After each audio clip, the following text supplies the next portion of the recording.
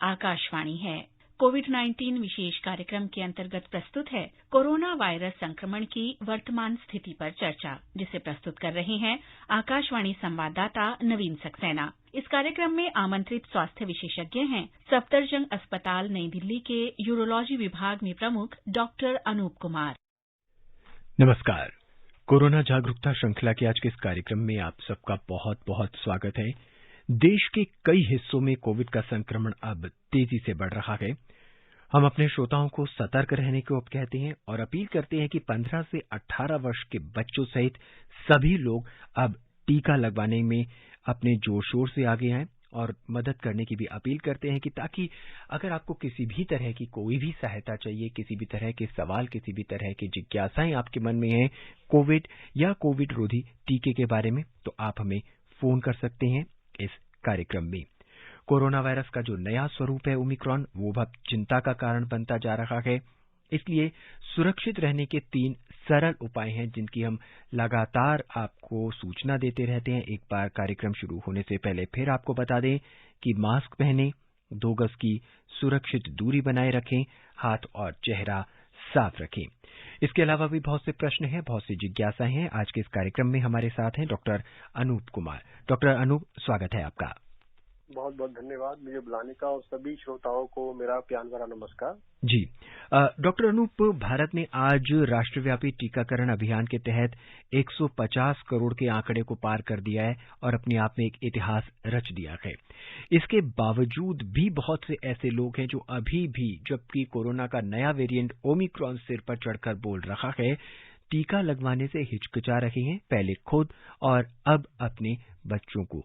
क्या कहेंगे आप? हालांकि बहुत से नवयुवकों ने और जितने भी युवा थे उन लोगों ने टीके में बढ़ चढ़कर हिस्सा लिया, इसके बावजूद भी कुछ शंकाएं अभी भी बनी हुई हैं। बिल्कुल, देखिए, ये जो 150 करोड़ का जो कीर्तिमान है अभूतपूर्व है और किसी भी और देश इसको अचीव नहीं कर पाएगा। एक विश्व कीर्तिमान है, लेकिन 90% लोगों, हम जैसा जानते हैं 18 ईयर प्लस वाले लोगों ने एक टीका लगवाया है और अराउंड 65 to 70% लोगों ने 2 टीके लगवाए हैं। जी, अभी भी हमारे पास, यानी आप देखिए 30% उसमें जिनके सेकेंड डोज बची है और 10% वो है जिन्होंने फर्स्ट डोज नहीं ली है। और ये जो कैटेगरी है ये बहुत ज्यादा एट रिस्क है। जो हमारी थर्ड वेव की जो हम बात कर रहे हैं, चाहे वो ओमाइक्रोन हो या फिर वो डेल्टा वेरिएंट हो, दोनों के लिए वो ज्यादा संक्रमित होने के चांसेस हैं, कॉम्प्लिकेशन ज्यादा हो सकते हैं। और जैसा आप देख रहे हैं कि यूके में, अमेरिका में, यूरोप में लाखों केस रोज आ रहे हैं और उसमें जो डेथ्स हो रही है उसमें देखा जा रहा है उसमें कुछ ऐसे लोग हैं जिन्होंने वैक्सीनेशन बिल्कुल नहीं कराई है। तो इसलिए ये मेरा सब श्रोताओं से फिर से अनुरोध रहेगा कि जिन लोगों ने अभी तक वैक्सीनेशन नहीं लगवाया, अगर फर्स्ट डोज नहीं लगवाया तो प्लीज जाके तुरंत फर्स्ट डोज लगवाएं। अगर आपने सेकंड डोज नहीं लगवाया तो वो भी जाके तुरंत लगवाएं। और अब जैसा आप जानते हैं प्रिकॉशनरी डोज या जिसको बूस्टर डोज का नाम दिया जा रहा है, वो भी 10 तारीख से स्टार्ट होने वाला है। तो सारे फ्रंट लाइन वर्कर्स और जो 60 ईयर से प्लस जिनको कोमॉर्बिड कंडीशंस है, मेरा उनसे भी अनुरोध रहेगा कि वो भी प्लीज ये थर्ड डोज लगवा लें, तभी आपके पास कोरोना से लड़ने की एक अलग से शक्ति आ जाएगी। जी, डॉक्टर, अब हम ओमाइक्रॉन पर अपनी चर्चा को आगे बढ़ाते हैं। सबसे पहले बात करते हैं ओमाइक्रॉन के लक्षण की। कैसे पता चलेगा और कितने दिन में पता चलेगा कि मैं कोरोना से संक्रमित हो चुका हूं और मुझे कोरोना के ओमिक्रॉन वायरस ने संक्रमित किया है? देखिए, जो ओमाइक्रोन का जो अभी वेरिएंट चल रहा है, इसके 2-3 चीजें हैं जो डेल्टा वेरिएंट से बिल्कुल अलग है। नंबर 1, इसकी जो ट्रांसमिशन की जो क्षमता है वो 3 गुना ज्यादा है डेल्टा वेरिएंट से, यानी एक आदमी 3 गुना ज्यादा लोगों को संक्रमित करेगा as compared to delta variant. जो इसका इंक्यूबेशन पीरियड है वो अभी भी 1 से 7 दिन का हम मान के चल रहे हैं। और जो सिम्टम्स इसमें आ रहे हैं वो जो कॉमन फ्लू है उससे मिलते जुलते सिम्टम्स है। पेशेंट को बुखार आता है जो कि 99-100 रहता है, पेशेंट को सर दर्द हो जाता है, नजला जुकाम, गला खराब जैसे फ्लू में होता है वैसे ही रहता है। पर अच्छी बात ये रहती है कि ये जो सिम्टम्स है ये अपर ट्रैक तक ही सीमित है ज्यादातर पेशेंट्स में, एक्सेप्ट वो पेशेंट जो ऑलरेडी इम्यूनो कॉम्प्रोमाइज्ड हैं, जिनकी कोमॉर्बिड कंडीशंस हैं, उनको लंग डिजीज है, हार्ट डिजीज है या किडनी डिजीज है, उन पेशेंट्स में ये प्रोग्रेशन करके लंग्स में जा सकता है और उसको कॉम्प्लिकेशन कर सकता है, आईसीयू की जरूरत पड़ सकती है और डेथ भी हो सकती है। लेकिन ज्यादातर पेशेंट्स में अपर ट्रैक तक सीमित है। तो ये सिम्टम्स जो है मैंने बताया ये रहते हैं। Loss of smell, loss of taste, ये इसमें कम देखा जा रहा है। और डायरिया, वॉमिटिंग, एब्डोमिनल पेन जो डेल्टा वेरिएंट में ज्यादा था, इसमें नहीं देखा जा रहा है और ज्यादातर पेशेंट 3 से 4 दिनों में नॉर्मल हो जाते हैं। इसलिए भारत सरकार ने जो आइसोलेशन का पीरियड है वो 10 दिन से घटाकर 7 दिन कर दिया है।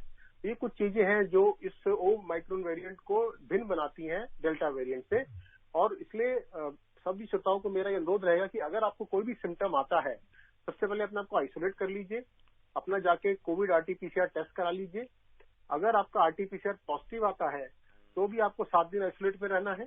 अगर वो नेगेटिव भी आता है तब भी, क्योंकि हम जानते हैं कि आरटीपीसीआर की जो पॉजिटिविटी रेट है वो जो उसकी क्षमता है वो 70% तक ठीक रह सकती है, 30% में वो फॉल्स नेगेटिव आ सकता है। इसका मतलब है कि आप अगर आपको नेगेटिव भी रिपोर्ट आ रही है तो भी बेटर है कि आप 5 से 6 दिन आइसोलेशन में रहें। जी डॉक्टर साहब, क्या कोरोना के जो पुराने संस्करण थे, जो पुराने इसके जो वेरिएंट थे, अल्फा था, डेल्टा था, क्या उसी तरह ओमिक्रॉन के जो वायरस से संक्रमित लोग हैं उसमें भी लोग एसिम्प्टोमेटिक हो सकते हैं?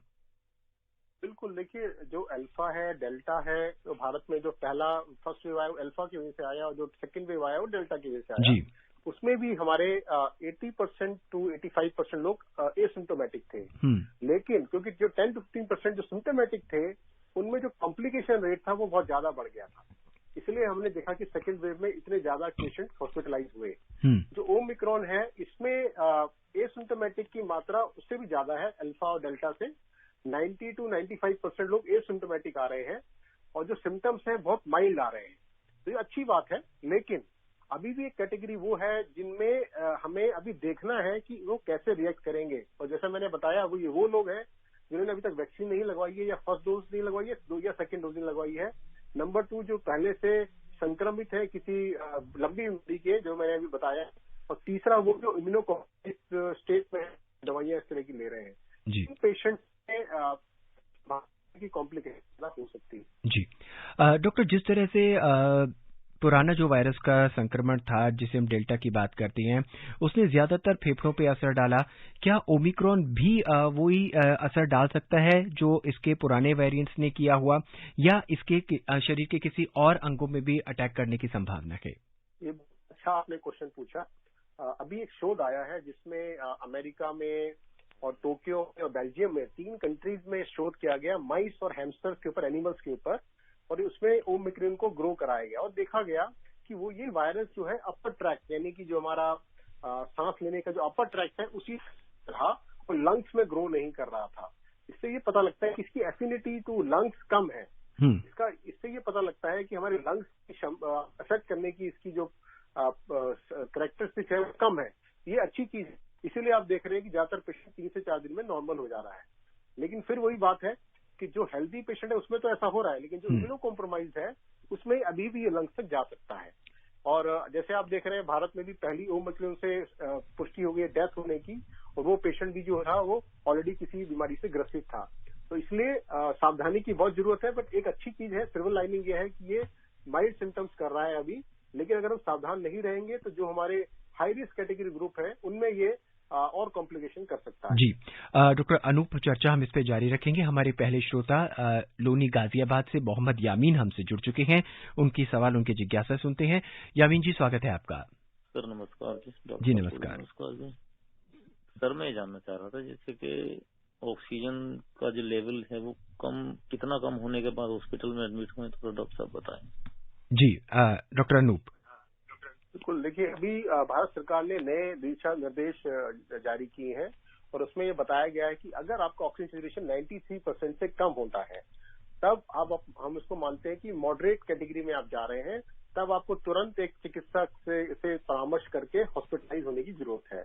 उसके पहले ना आपको ऑक्सीजन की जरूरत है और न ही आपको हॉस्पिटलाइज होने की जरूरत है। जी डॉक्टर साहब, अगर किसी व्यक्ति को लगता है कि वो ओमाइक्रॉन से पीड़ित किसी व्यक्ति के संपर्क में आया है, तो कितने दिन बाद उसमें इसके असर, उस दूसरे व्यक्ति में संक्रमण का असर दिखाई देना पड़ेगा? इसका जो इंक्यूबेशन पीरियड हम बात कर रहे हैं ये 5 to 7 डेज माना जा रहा है। एक एवरेज है, but on an average 3 to 5 days में आ जाता है सिम्टम्स। तो इसलिए ये कहा जाता है अगर आप किसी से एक्सपोज हो चुके हैं जो ऑलरेडी कोरोना से ग्रसित है, तो आपको अपने आप को 5 दिन के लिए आइसोलेट कर लेना है और अपने सिम्टम्स को ऑब्जर्व करना है। अगर आप 5 दिन तक आपके सिम्टम्स नहीं आ रहे हैं तो फिर आप मान के चलिए कि आपको कोरोना नहीं हुआ है। जी, हमारे अगले श्रोता हैं पूर्णिया बिहार से मोहम्मद मजहर। आइए इनका भी प्रश्न सुनते हैं। मजहर जी, स्वागत है आपका। नमस्कार सर। नमस्कार, क्या जानना चाहते हैं? डॉक्टर साहब को भी नमस्कार जी सर। हम ये जानना चाह रहे हैं ओमिक्रॉन और क्या कहता है कोरोना से कितना परसेंट खतरनाक है, और क्या कहता है कि ओमिक्रॉन से कोरोना कितना खतरनाक है, और कोरोना से ओमिक्रॉन कितना परसेंट खतरनाक है?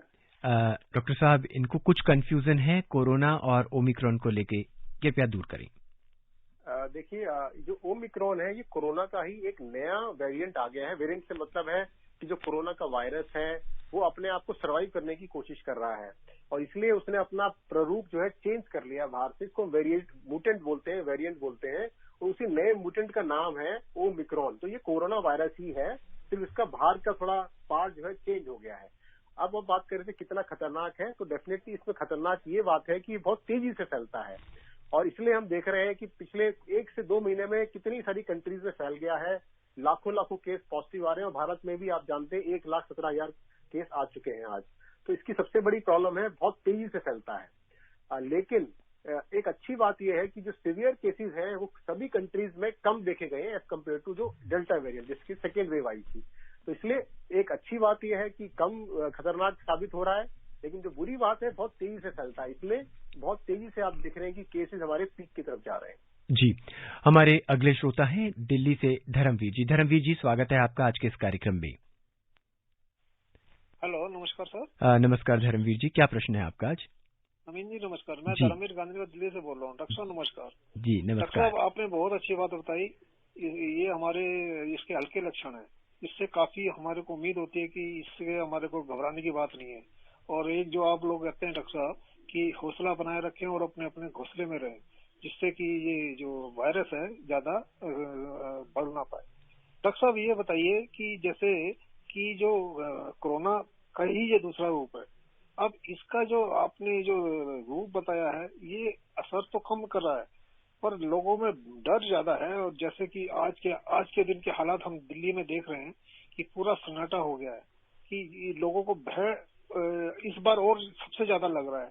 इसके लिए सरकार को कुछ कदम उठाने चाहिए, और सरकार को एक चीज और करनी चाहिए कि ये हॉस्पिटल में आप लोगों ने जो पेशेंट को, अदर पेशेंट को और दूसरे बीमारी के पेशेंट को जाते थे ओपीडी में, वो इस बार भी बंद हो जाएगा कि खुला रहेगा? जी डॉक्टर अनूप। देखिए, भारत सरकार ने ऑलरेडी इस पे बहुत ज्यादा काम किया हुआ है। उनकी थर्ड वेव की तैयारी पहले से कई महीनों से चल रही थी, और इस समय आप देखें कि हमारे पास पर्याप्त रूप में Covid beds, Covid oxygen beds और आईसीयू बेड्स अवेलेबल है सभी स्टेट्स में। और यहाँ तक हमारे ऑक्सीजन प्लांट्स भी रेडी हैं। हमारे पास पर्याप्त मात्रा में ड्रग्स जो कोविड में यूज होती हैं, और पीपी किट्स, मास्क, सब पूरी तरह से पर्याप्त मात्रा में। तो हमारे पास तैयारी पूरी है। लेकिन जैसे आपने बोला कि जो सन्नाटा, जो डर है, डेफिनेटली देखिए लोगों को पैनिक नहीं होना है, लेकिन पैनिक के साथ साथ हम ये बात करना चाहेंगे कि लापरवाह भी नहीं होना है। तो एक बैलेंस बना के रखना पड़ेगा, प्रिकॉशंस लेने हैं। जो रिस्ट्रिक्शंस लगाई जा रही है दिल्ली में, जैसे आप जानते हैं कि आज रात के बाद से कर्फ्यू 2 दिन का हो जाएगा, जिसको हम वीकेंड कर्फ्यू बोल रहे हैं। तो रिस्ट्रिक्शंस का पालन करना है। इसका मेन उद्देश्य ये है कि हम चेन ऑफ ट्रांसमिशन को तोड़ना चाहते हैं। हम चाहते हैं कि लोग कम से कम पास आए, सोशल डिस्टेंसिंग रहेगा तो ये फैलेगा नहीं, क्योंकि वायरस तभी फैलता है जब एक इंसान दूसरे इंसान के क्लोज आता है। तो ये तो इसका मेन उद्देश्य तो कर्फ्यू का ये है कि हम इसको संक्रमण को, क्योंकि आप जानते हैं आज 17% हमारा पॉजिटिविटी रेट दिल्ली में हो गया है, जो कि बहुत खतरनाक माना जाता है। इसलिए हम इसको कंट्रोल करना चाहते हैं और लेस देन 5% लाना चाहते हैं। तो सरकार ने जो दिशा निर्देश दिए हैं उसमें पैनिक ही नहीं होना है। बिल्कुल लोगों को ये नहीं होना चाहिए कि बहुत ज्यादा भयभीत हो जाएं और र्यूमर्स पे ध्यान देने लग जाएं, लेकिन प्रिकॉशंस जरूर लेने पड़ेंगे। जो सरकार आपको कहती जा रही है आप करते जाएं। जहां तक हमने अस्पताल का बात पूछा, देखिए अस्पताल में 2 तरह के वार्ड बनाए जाते हैं, कोविड और नॉन कोविड। तो जो लोग कोविड से संक्रमित होंगे उनको कोविड वार्ड में रखा जाएगा, और जो लोग नॉन कोविड पेशेंट हैं और जिनको जरूरत है ट्रीटमेंट की, उनको भी दिया जा रहा है। लेकिन यहाँ मैं एक अनुरोध करना चाहूंगा सभी श्रोताओं से कि जो भारत सरकार ने गाइडलाइन बताई है कि जिसको माइल्ड कोविड डिजीज है वो प्लीज जाके भर्ती ना हो जब तक कि डॉक्टर आपको सलाह ना दे। होता क्या है कि लोग डर के मारे भयभीत होके हॉस्पिटल में एडमिशन होने के लिए बहुत कोशिश करते हैं, जबरदस्ती करते हैं और एडमिट हो जाते हैं, और फिर जो नीडी लोग होते हैं उनको बेड नहीं मिल पाते हैं, और उसमें वो लोग भी आ जाएंगे जो नॉन कोविड पेशेंट है। तो मेरा आग्रह ये है, डॉक्टर की सलाह से, डॉक्टर के परामर्श से ही भर्ती हो, जब आपको जरूरत हो, बिना बात जाके एडमिट ना हो जाए, क्योंकि इससे एक आपको कोई फायदा नहीं होगा, दूसरा जो नीडी पेशेंट है उसको लॉस हो जाएगा। जी, आइए अब झारखंड का रुख करते हैं, वहां से दिवाकर पाठक जी के साथ जुड़ते हैं, उनका प्रश्न सुनते हैं। दिवाकर जी, स्वागत है आपका। जी नमस्कार। नमस्कार जी, मैं दिवाकर पाठक हजारीबाग झारखंड से हूँ। जी, कोविड प्रतिरोध को लेकर सबसे महत्वपूर्ण सूत्र यह है कि बहरूपिया वेरिएंट से भयमुक्त होकर हमें विकट संग्राम करना होगा। तात्पर्य है कि हमें अपने पूर्वजों की पौराणिक पवित्रता की पराकाष्ठा को अपनाना होगा। आज फैशन की दौर में पवित्रता को तिलांजलि देते नजर आते हैं, जो हमें संक्रमण की साइड में लिपटने को मजबूर करती है। इसलिए यदि हम सुरक्षा कवच के रूप में चुनौतियों का चिराग जलाते हैं तो निसंदेह वायरस का राम नाम सत्य है। जी दिवाकर जी, बहुत बहुत शुक्रिया आपका। लोगों के मन में तरह की भ्रांतियां हैं, क्या वैक्सीन सभी के लिए अनिवार्य है, इसके कोई साइड इफेक्ट तो नहीं है? जी डॉक्टर साहब, इनका मूल प्रश्न ये है कि क्या वैक्सीन सभी के लिए अनिवार्य है और क्या इसके साइड इफेक्ट्स भी हैं क्या? देखिए, वैक्सीन अभी जो सरकार के निर्देश है, 15 साल से ऊपर सभी लोगों के लिए ऑप्शंस खुले हैं, अनिवार्य नहीं है, मैंडेटरी नहीं है, ऑप्शनल है। सरकार आपसे इन्फोर्स नहीं कर रहे हैं, बट सरकार ये कह रहे हैं, आपसे अनुरोध कर रहे हैं कि प्लीज आप जाके वैक्सीन लगवाइए। कोई मैंडेटरी नहीं है, बट ये आपके लिए, अपने भाई के लिए क्या वैक्सीन लगवाएं। Number 2, side effects. देखिए, साइड इफेक्ट्स भारत में 150 करोड़ का डाटा आ चुका है, और उसमें देखा गया है कि वैक्सीन पूर्ण तरह से सेफ है, चाहे वो कोविशील्ड है, चाहे कोवैक्सीन है, कोई भी ज्यादा घातक हमने कहीं भी कोई इसके दुष्परिणाम नहीं देखे हैं, और पेशेंट बहुत बढ़िया उसमें इम्यूनिटी डेवलप हो रही है, और जिसका प्रमाण है कि सेकेंड वेव हमारी जो है, जो जिस तरह से पेशेंट्स ने रिएक्ट किया वैक्सीन लगने के बाद और हमने काबू पाया, वो उसका प्रमाण है। और अब जो थर्ड वेव की हम बात करते हैं, उसमें भी वैक्सीन ही है जो हमें कोविड अप्रोप्रिएट बिहेवियर के साथ मिलकर बचाएगी। तो प्लीज अपने मन में संशय न रखें, तुरंत जाकर वैक्सीन लगवाएं। 15 साल से ऊपर अब जो भी हमारे इंडियन सिटीजन हैं, उनके लिए वैक्सीनेशन ओपन है।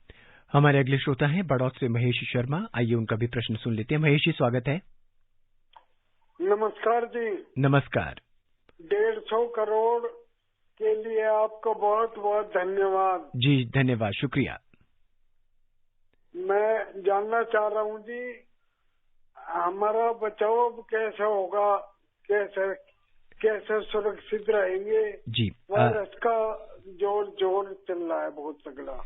डॉक्टर साहब, बहुत ही बेसिक सवाल है हमारे सभी श्रोताओं के, हमें बचाव के लिए क्या करना चाहिए। हम लगातार उनको बताते भी रहते हैं, फिर भी आपके माध्यम से हम अपने श्रोताओं को एक बार फिर बताना चाहेंगे कि इस ओमिक्रॉन से बचने के लिए अब हमें कौन कौन सी सावधानियां बरतनी चाहिए। डॉक्टर अनूप। बिल्कुल, बहुत इंपॉर्टेंट क्वेश्चन है, और मैं सभी श्रोताओं को अनुरोध करना चाहूंगा कि इस ओमिक्रॉन से बचने के लिए बहुत सिंपल उपाय है। नंबर 1, मास्क पहने, प्रॉपर तरीके से पहने। मतलब मास्क को खाली लगाने के लिए नहीं, दिखाने के लिए पहनना है, आपको प्रॉपर तरीके से नाक और मुंह को ढकना है। नंबर 1। नंबर 2, अब इस समय आप जब तक आवश्यक ना हो घर से बाहर ना निकले। मान के चलिए बाहर जो है इमरजेंसी लग चुकी है, तो आप घर से बाहर तभी निकलेंगे जब आपको बहुत आवश्यक काम है। नंबर 3, आपको अगर आप बाहर जाते भी है तो सोशल डिस्टेंसिंग का पालन करेंगे। नंबर 4, समय समय पर अपना हाथ साबुन या सैनिटाइजर से साफ करेंगे।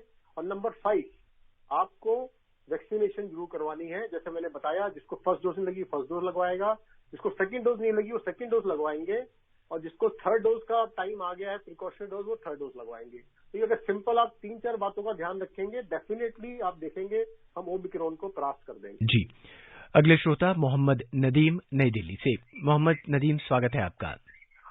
नमस्कार जी। जी नमस्कार सर, मैं ये पूछना चाहता हूँ कि दूध पिलाने वाले अगर मदर को कोविड हो गया है तो बच्चे को कैसे सेफ रखें? जी, डॉक्टर अनूप, अगर स्तनपान कराने वाली किसी महिला को कोविड हो जाता है तो वो अपने बच्चे को कैसे सुरक्षित रख सकेगी? देखिए, बिल्कुल, अगर लैक्टेटिंग मदर को कोविड हो गया है तो आपको बच्चे को माँ से अलग रखना पड़ेगा जब तक कि माँ कोविड सिम्टम से बिल्कुल दुरुस्त नहीं हो जाती हैं। और बच्चों को दूध के लिए आप ये कर सकते हैं कि ब्रेस्ट पंप से हम दूध निकाल के बच्चे को दे सकते हैं, क्योंकि अभी तक मिल्क में सिक्रेशन नहीं हो रहा है कोविड वायरस का, ये देखा गया है। तो आप माँ का जो दूध है वो ब्रेस्ट पंप से निकाल के बच्चे को पिला सकते हैं, लेकिन बच्चे को अलग रखना पड़ेगा माँ से 7 से 10 दिन तक, जब तक कि माँ के सिम्टम्स खत्म नहीं हो जाते। जी, हमारे अगले श्रोता हैं बलरामपुर से रिंकी तिवारी जी। रिंकी जी, स्वागत है आपका। क्या जानना चाहती हैं आज आप? जी बिल्कुल नवीन सर, हैप्पी न्यू ईयर। जी, आपको भी बहुत बहुत शुभकामनाएं। और आपके साथ एक्सपर्ट है, उन्हें भी मेरा हैप्पी न्यू ईयर। जी सर मेरा क्वेश्चन है कि जैसे पहले जब मतलब डेल्टा वेरिएंट आया था या फिर कोरोना वायरस आया था, तो सब बोल रहे थे कि जब तीसरा वेव आएगा वो बच्चों का होगा। लेकिन आज सर हम देख रहे हैं कि बच्चों पे ना हो कि या तो युवाओं पे होता है या फिर जो थोड़ा बुजुर्ग होते हैं उन पे होता है। पर सर जो वैज्ञानिक जो अनुमान लगा रहे थे कि बच्चों पे होगा, तो फिर सर क्या हम ये मान सकते हैं कि उनका अनुमान गलत निकला या कोई अन्य कारण? धन्यवाद सर। डॉक्टर अनूप, बहुत ही वैज्ञानिक प्रश्न पूछा इन्होंने। बहुत ही अच्छा क्वेश्चन पूछा, इनको मैं बधाई देना चाहूंगा। तो इसका एक साइंटिफिक रीजन है। जो कोविड वायरस होता है, ये जिस रिसेप्टर पे एक्ट करता है उसको बोलते हैं एस रिसेप्टर, एंजियोटेंसिन कन्वर्टेज एज एंजाइम, उसका नाम होता है एस रिसेप्टर। वो रिसेप्टर हमारे बच्चों में उसकी मात्रा कम पाई जाती है एज कम्पेयर टू एडल्ट। इसीलिए जो कोविड वायरस है बच्चों को कम संक्रमित करता है तो आगे प्रोग्रेशन नहीं करता है। तो ये अच्छी बात है, जिसकी वजह से हमारे बच्चे ज्यादा संक्रमित नहीं होते, ज्यादा कॉम्प्लिकेशन नहीं होता है। इसके अलावा बच्चों की जो इम्यूनिटी होती है बड़ों से थोड़ी अलग है, और उसके जो इन्वायरमेंट है उसमें एक बी सेल और टी सेल करके एक सेल मेडिएटेड इम्यूनिटी होती है, वो ज्यादा प्रभावशाली है एज कम्पेयर टू एडल्ट। इसलिए भी वायरस में रेप्लिकेट ज्यादा नहीं कर पा रहा है। तो ये जो दो चीजें हैं, इसकी वजह से जितने वेरिएंट्स आए आपने देखा कि बच्चों को ज्यादा प्रभावित नहीं कर सके। लेकिन जैसा हम बता रहे हैं, वायरस बहुत चालाक है, हर बार ये नई वेरिएशंस लाता है, और जब नई वेरिएशंस आती हैं तो हमें नहीं पता होता है कि क्या ये उसको ओवरकम कर लेगा कि नहीं। जो पहले एक लिमिटेशन था, यानी कि एस रिसेप्टर जो लिमिटेशन है, क्या ये इसको ओवरकम कर सकता है। इसलिए ये बताया जाता है कि जब भी नया वेरिएंट आएगा हो सकता है बच्चों को अफेक्ट करे। तो जैसा मैं कहता हूँ, सावधानी बहुत जरूरी है, prevention is better than cure. अगर हम ज्यादा तैयारी करके रखेंगे तो ज्यादा बेटर रहेगा, हम अपने बच्चों को बचा के रखेंगे। ये अच्छी बात है, बच्चे नहीं प्रभावित होते तो बहुत अच्छी बात है। लेकिन अगर खुदा ना खास्ता ऐसा होता है कि बच्चे ज्यादा संक्रमित होने शुरू हो जाते हैं, तो अगर हमने सारी तैयारी करके रखी है तो हम बच्चों को बचा सकते हैं। तो इसलिए हमेशा तैयारी करके रखें और बच्चों को बचा के रखें। वापस दिल्ली का रुख करते हैं। हमारे अगले श्रोता ज्ञान सिंह हैं, उनसे जुड़ते हैं और जानते हैं उनकी आज क्या जिज्ञासा है। ज्ञान सिंह जी, स्वागत है आपका। जी सर नमस्ते। डॉक्टर साहब को नमस्ते। जी नमस्कार सर। मेरा क्वेश्चन ये है कि अभी जो एलर्जी, इतने सारे प्रोग्राम हमने सुने हैं, लेकिन एलर्जी जो होती है उसके बारे में थोड़ा मतलब कम ही सुना। तो अभी तक जो एलर्जी होती, जैसे किसी को जो कुछ लोग मीट खाते हैं, मच्छी खाते, किसी को मीट सूट नहीं होता, किसी को मच्छी सूट नहीं होती।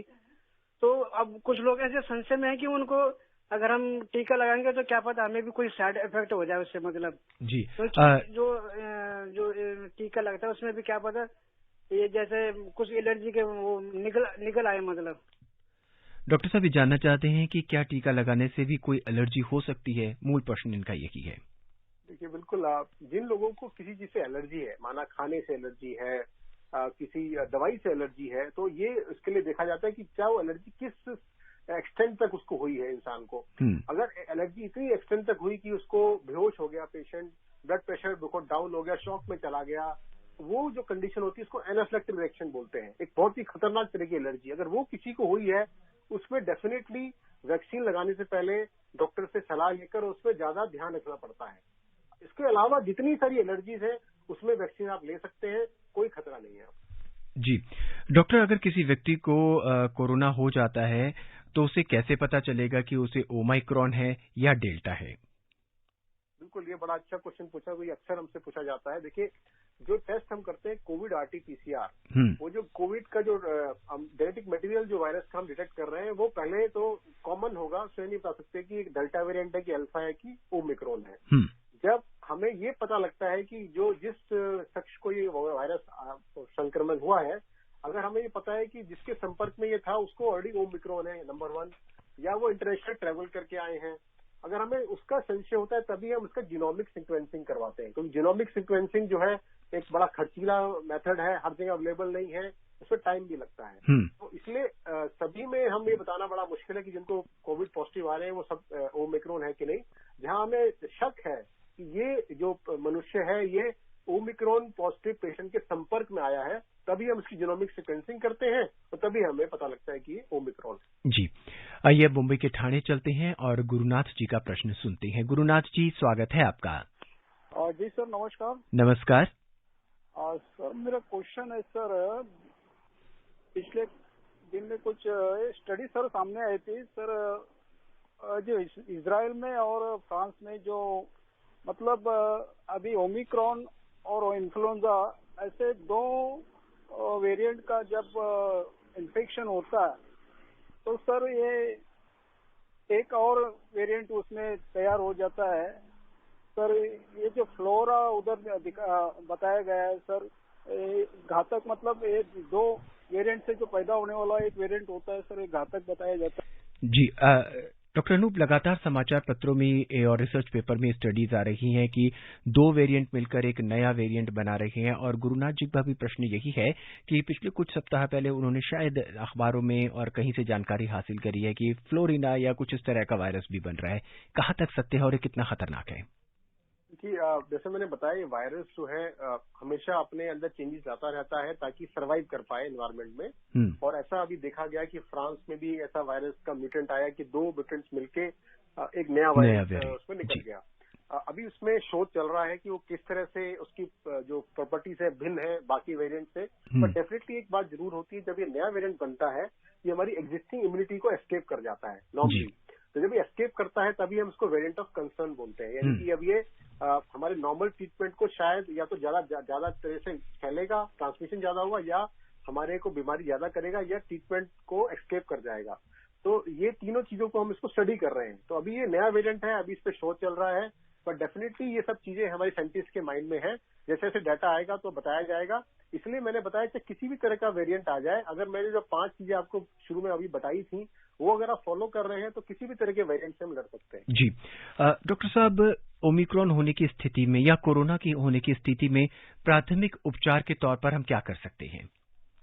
अगर किसी को ओमिक्रॉन या मान लीजिए उसको कोविड आरटीपीसीआर पॉजिटिव आया, क्योंकि सभी में तो हम जीनोमिक सीक्वेंसिंग नहीं कर रहे हैं जी, अगर सीक्वेंसिंग करके ओमिक्रॉन आ गया तो हम इसको ओमिक्रॉन बोल रहे हैं। तो आपको देखिए क्या करना है, टेम्परेचर आपको दिन में 4 बार चेक करना है, ऑक्सीजन सैचुरेशन आपको दिन में 4 बार चेक करना है। टेम्परेचर अगर आपका ज्यादा है 99 से ज्यादा तो आप पैरासिटामोल की गोली खा सकते हैं। इसके अलावा आपको अपना हाइड्रेशन अच्छा रखना है। आजकल हम जो बता रहे हैं, भारत सरकार ने जो नया दिशा निर्देश दिए हैं, आप 15-15 मिनट के लिए उल्टा लेट कर ब्रीदिंग एक्सरसाइजेस करने, जिससे आपकी लंग एक्सपेंड करेगा। आपको फ्रेश फूड खाना है और जो दवाइयां आप पहले से खा रहे हैं, ब्लड प्रेशर का, शुगर का, हार्ट डिजीज का, लंग डिजीज का, वो खाते रहेंगे।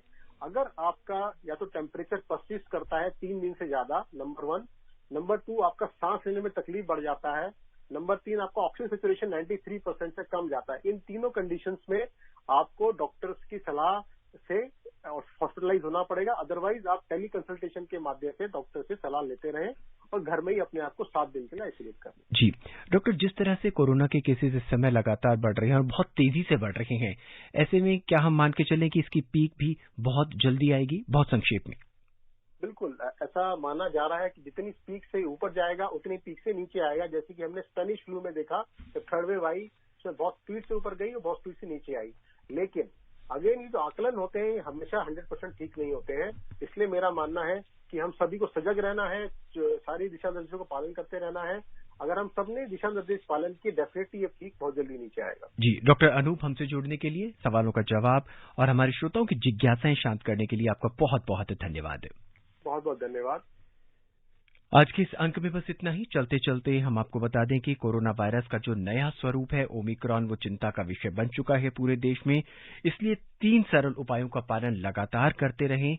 मास्क पहनें, 2 गज की सुरक्षित दूरी बनाए रखें, हाथ और चेहरा साफ रखें और कोविड से संबंधित अगर कोई भी जानकारी या मार्गदर्शन आपको चाहिए तो राष्ट्रीय हेल्पलाइन नंबर है 01123978046 और 1075 पर जरूर संपर्क करें। आज के इस अंक में बस इतना ही। मुझे यानी नवीन को दें इजाजत। नमस्कार। कोविड-19 विशेष कार्यक्रम के अंतर्गत अभी आप सुन रहे थे कोरोना वायरस संक्रमण की वर्तमान स्थिति पर चर्चा, जिसे प्रस्तुत कर रहे थे आकाशवाणी संवाददाता नवीन सक्सेना। इस कार्यक्रम में आमंत्रित स्वास्थ्य विशेषज्ञ थे सफदरजंग अस्पताल नई दिल्ली के यूरोलॉजी विभाग में प्रमुख डॉक्टर अनूप कुमार। ये कार्यक्रम आकाशवाणी के समाचार सेवा प्रभाग द्वारा प्रस्तुत किया गया। इसे आप हमारे mobile app news on AIR और YouTube channel news on AIR official पर भी सुन सकते हैं। इस कार्यक्रम के संबंध में अगर आप हमें ईमेल करना चाहें तो हमारा ईमेल आईडी है airnsttalks@gmail.com। इस कार्यक्रम को फिर से सुनने के लिए लॉग ऑन करें हमारी वेबसाइट newsonair.nic.in।